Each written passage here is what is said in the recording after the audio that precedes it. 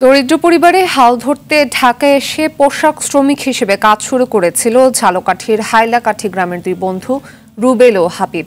বৈষম্য বিরোধী আন্দোলনে শিক্ষার্থী নির্যাতনের প্রতিবাদে নামে রাজপথে, কিন্তু সরকার পতনের দিন বিজয় মিছিলে গুলিবিদ্ধ হয়ে প্রাণ যায় রুবেলের।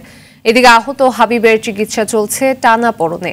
ঝালকাঠি থেকে জহিরুল ইসলাম জলিলের প্রতিবেদন, জানাচ্ছেন সৈয়দ মাহমুদ।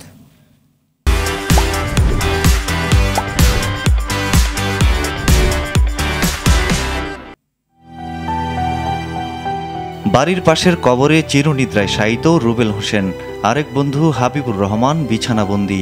এমন নিয়তি মেনে নিতে পারছে না দুই পরিবারের কেউই। রুবেলের পরিবার জানায়, 3 ভাই ও 2 বোনের মধ্যে সে ছিল সবার ছোট। অষ্টম শ্রেণীর পর অভাব অনটনে বন্ধ হয়ে যায় তার পড়াশোনা। এরপর সংসারের হাল ধরতে 3 বছর আগে আশুলিয়ার একটি পোশাক কারখানায় কাজ শুরু করে। তার আয় দিয়েই চলত পরিবারের খরচ। কিন্তু গত 5 আগস্ট আশুলিয়ায় বিজয় মিছিলে গুলিবিদ্ধ হয়ে প্রাণ যায় তার। কেউ নাই, সংসার চলবে কি বইলে মগো, কি বইলে চলবে সংসার? হ্যাঁ, মোর তো কেউ নাই,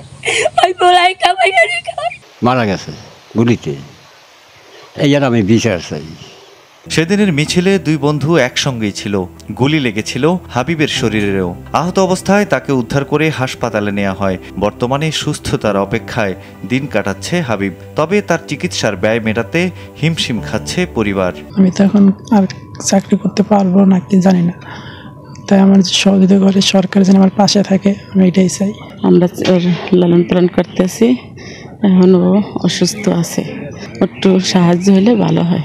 রুবেল ও হাবিবের পরিবারের পাশে দাঁড়াবে বিত্তবানরা, মিলবে সরকারি সহায়তা, এমন প্রত্যাশা তাদের।